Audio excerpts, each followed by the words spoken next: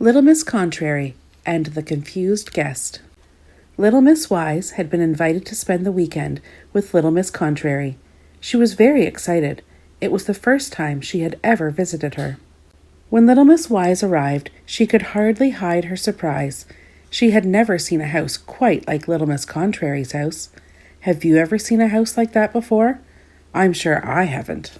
Goodbye, said Little Miss Contrary, opening the door. Do come out and have a drink, she continued, letting Little Miss Wise in. Poor Little Miss Wise was terribly confused. And just look at the house inside. Have you ever seen anything like it? Little Miss Contrary poured her friend a glass of sweets. I do hope you don't like it, she smiled. Poor Little Miss Wise was more confused than ever. A little later they went for a walk in the garden. Little Miss Wise thought she must be dreaming. The trees were growing upside down, and the grass was blue. What a horrible day, said Little Miss Contrary, as the sun shone down on her umbrella.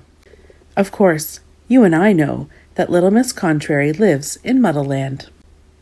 And in Muddleland, the worms live in trees. And in Muddleland, the birds live in holes in the ground. Just then, it started to rain. Little Miss Contrary closed her umbrella. What lovely weather we're having, she said.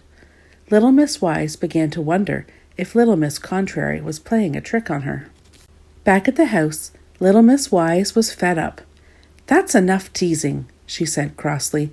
I'm tired. I think I'd like to go to bed now. But before you do, said Little Miss Contrary, put your hat under the Christmas tree so that Father Christmas knows you're here and he will leave you a present. A Christmas tree? Father Christmas? In the middle of summer? This was too much for Little Miss Wise, and she hurried off to bed.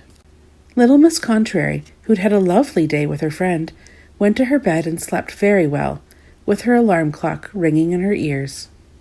But with all that noise, somebody didn't sleep well that night. Can you guess who? That's right, poor Little Miss Wise.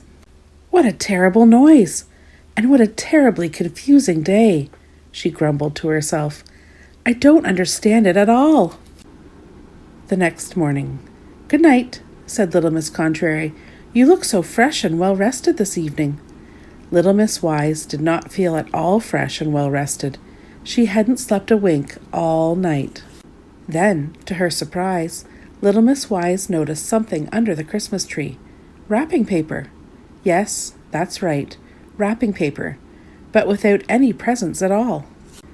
And later, when she went outside, she saw all the dustbins in Muddleland, full of presents. Whatever next? Little Miss Wise thought it would be best to go home a little earlier than planned.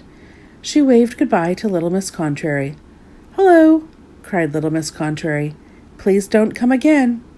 I won't, said Little Miss Wise to herself. Well, not without my earplugs in any case.